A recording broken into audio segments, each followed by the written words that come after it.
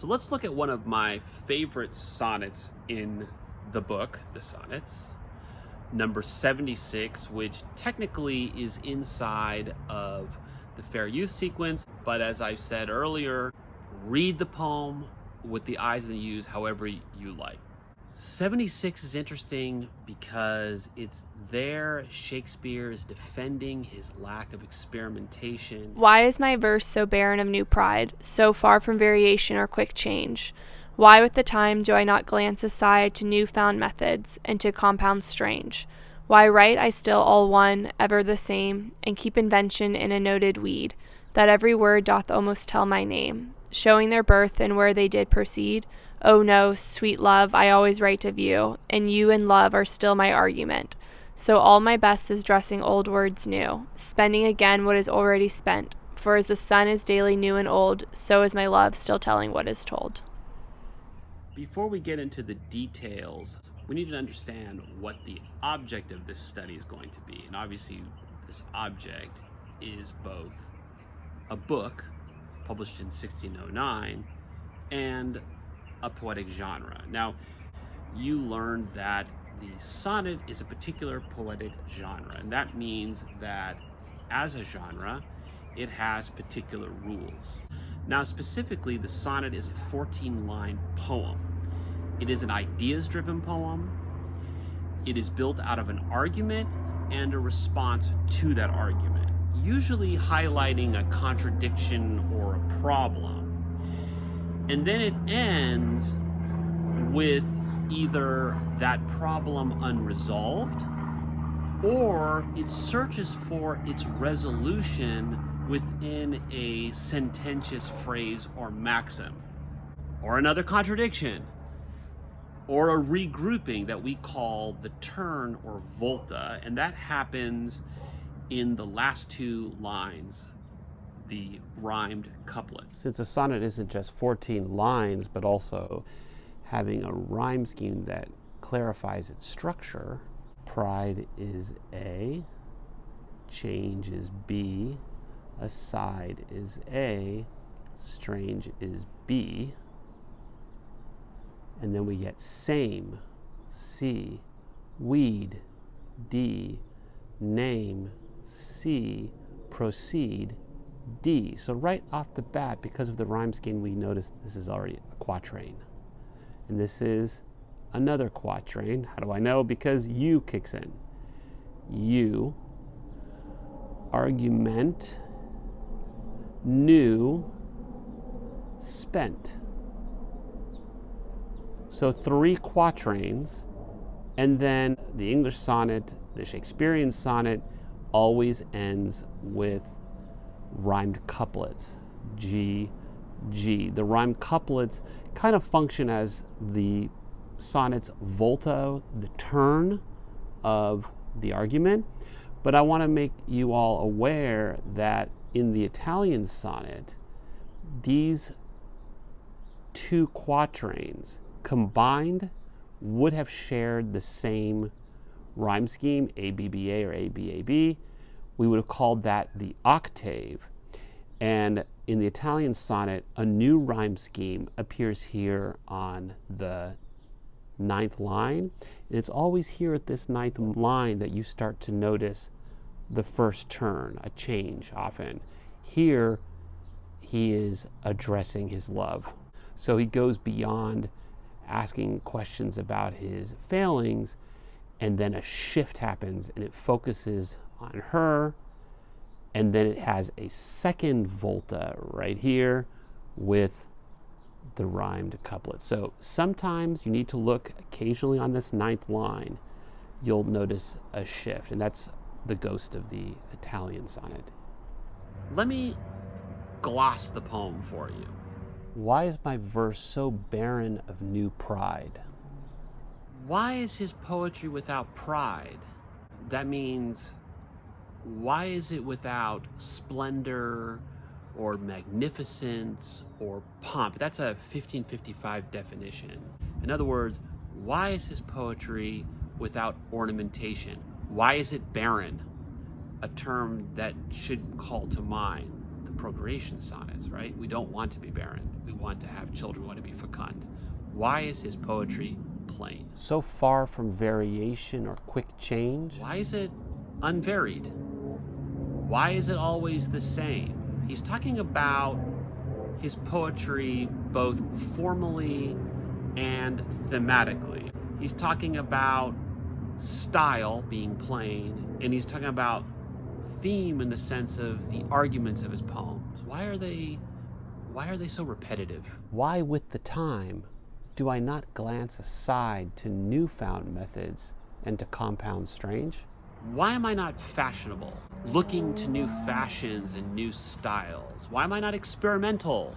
Why doesn't he try out new compounds? And that's a chemical term. In other words, why doesn't he try out new mixtures? Which is odd. When you look at his plays, you'll see that his plays, in fact, are filled with mixture.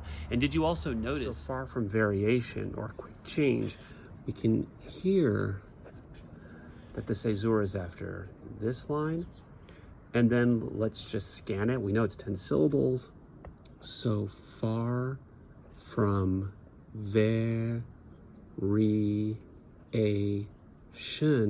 or quick change. Right here, we have here demotion. But look at this. This is happening not after the fourth syllable, the normal place for caesuras, nor the coup italien or medial caesura after the fifth. Count it. 1, 2, 3, 4, 5, 6, 7. So in this claim that there are no variations in his work, we see a startling variation. And like the coup italien, it splits the foot in two, and then we have a promotion right here. So it's a funny line because you have variation, a line that claims there is no variation.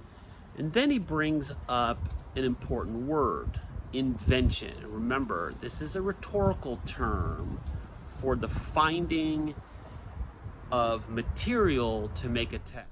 Why write I still all one, ever the same, and keep invention in a noted weed? Why do I use the same formula? The same stock of figures and images? Why are my compositions cut from the same cloth? Weed is a Middle English word for clothing. That every word doth almost tell my name, showing their birth and where they did proceed. This is a fascinating set of lines because it implies that the author can be identified with his style. And I think if you think of terms of tailors, you're a well-dressed person, you can identify a tailor's cut. Remember, conventional poetry, rhetorical poetry, old poetry is dictated by certain rhetorical rules that allow poets to create works, right? This is the inventio part. We're not talking about experience. Self-expression, that will be a later idea. Self-expression in this period is more playful, it's more technical because there's the use of what we call topoi. Topoi are the building blocks of medieval and early modern poetry. They are shared images, themes, setting, motifs, figures, arguments that are found in every poem and can be chosen and reused to create new poetry. So in a certain sense, rhetorical poetry has a certain anonymity. That's why the I and the you are anonymous, and they can be filled by either conventional lovers and ladies, or you can identify with the I and the person you love will be that you. The problem of the poem is a crisis in invention, that Shakespeare has to rely on reusable imagery.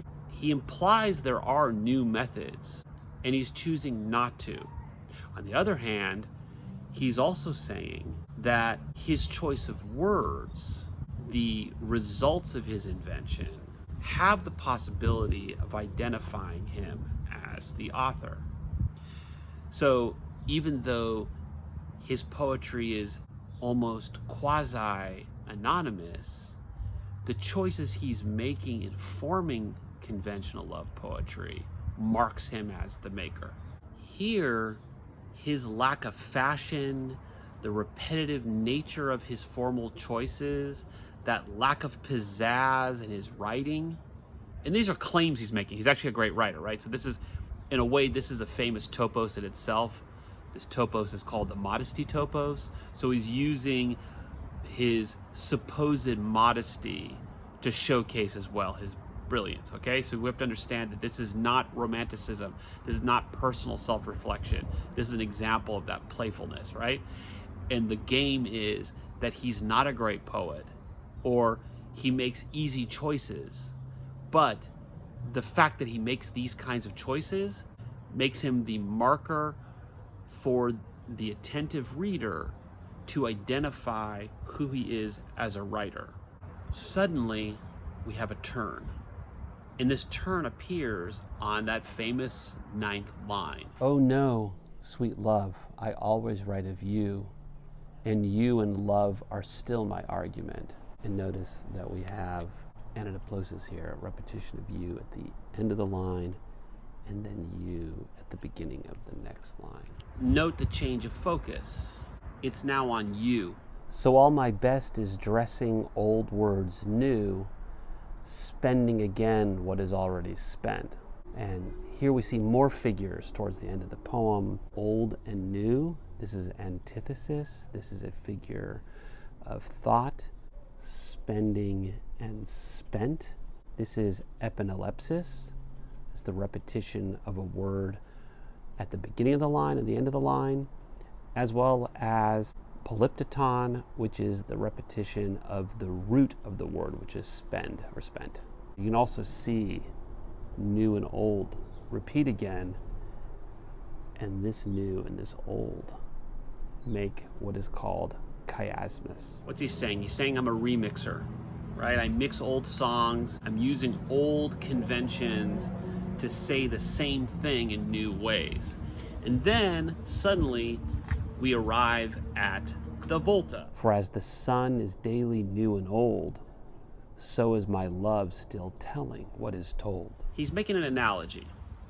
This is the turn in his argument, saying his love changes old and new, not because it is inconstant like time, because time is always changing. So it's not saying that his ideas change, nor that his love is not fixed or permanent, but it is dependent on being renewed or rejuvenated through the old. Do you understand? So he's looking at his poetry and his love as similar. That from the old comes the new.